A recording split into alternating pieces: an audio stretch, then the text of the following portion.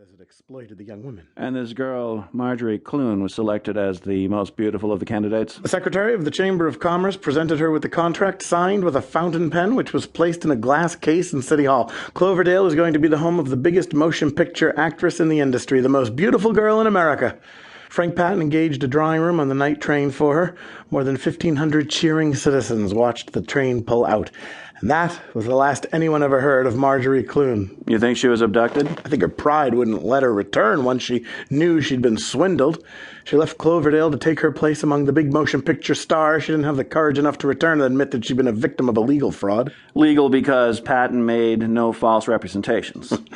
The studio said they'd employed her for 2 days, then decided to scrap the production because she didn't screen well. And there was nothing to prevent the company from abandoning production, changing the name and employing another star for the same picture? Now you've got the sketch.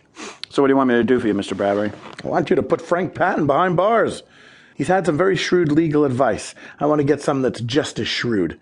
I want to force him to make restitution to Margie, and I want him to confess to a fraudulent intent. Why? Because then the district attorney here will proceed against the picture company. And the district attorney in Cloverdale will proceed against Patton. I'm prepared to pay a retainer of $5,000. All right. The head of the Drake Detective Bureau is a very good friend of mine, and you're going to need their help. And whatever you think best. You can reach me at any time. I'm at the Mapleton Hotel, room 693. What are you going to do? Pay a visit to my friends at the district attorney's office. Good to see you again, Perry. Not too many people around here feel that way, Carl. What brings you to my office? Doing my duty to a client. Mr. J.R. Bradbury was in here to see you about Frank Patton. The Cloverdale racket? He's not the only one. Dr. Robert Doré is due back in half an hour. I told him I'd look up a little law. And have you? No, but hearing that made him feel better. So you're washing your hands of the whole affair? It's Cloverdale's money and Cloverdale's problem. What are you going to do, Perry? Well, Carl, if I could get a confession from Patton stating it was his intention to defraud merchants in Cloverdale, it might change the complexion of the situation. Patton's a smooth customer. A lawyer has obviously advised him just how far he can go and keep out of jail. He isn't going to make any confession. That depends on the way he's approached. Look, Perry, the fact that we're not washing Cloverdale's dirty linen doesn't mean we're sticking up for Patton. The man's a crook. There's no question of that.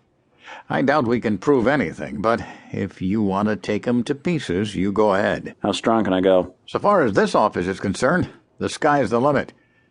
We couldn't overlook beating up with a club, of course. But a rubber hose might be different. Dr. Robert Doré? Yeah, Bradbury mentioned him. He's a dentist from Cloverdale. Your client made it pretty clear he didn't like Doré. Is he a friend of Marjorie Clune's? I think he'd like to be. Bradbury says Doré borrowed $250 at his bank so he could come to L.A. I see. Any progress in the case, Paul? I think I've got the thing sewed up, Perry. You'll have something tonight. I figure it's a cinch this guy Patton's put on the same kind of racket in other places. It's too well thought out and too smooth to have been tried out just once. And you found one of those places? Parker City. Funny thing is, he used the same name, Frank Patton. Hooked the same outfit, too, the Chamber of Commerce and the Merchants. And the girl? The winner of Parker City's Lucky Legs contest? Her name's Thelma Bell. She's living at the St. James Apartments.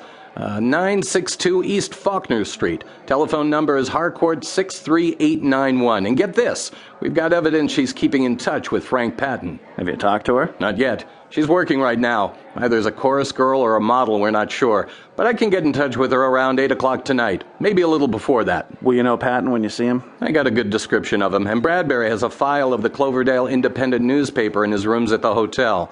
There are ads in there that'll be evidence, and a photograph we can use. That's fine, Paul.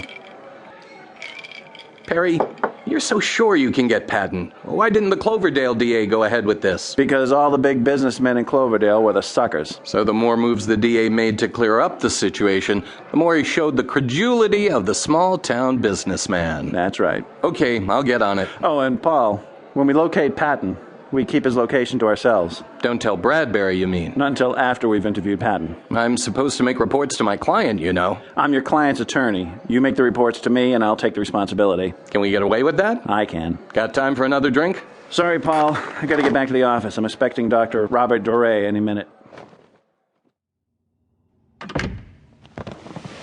You're the attorney who's been engaged to locate Marjorie Clune? Who told you that, Doctor? Someone at the district attorney's office? Carl Manchester?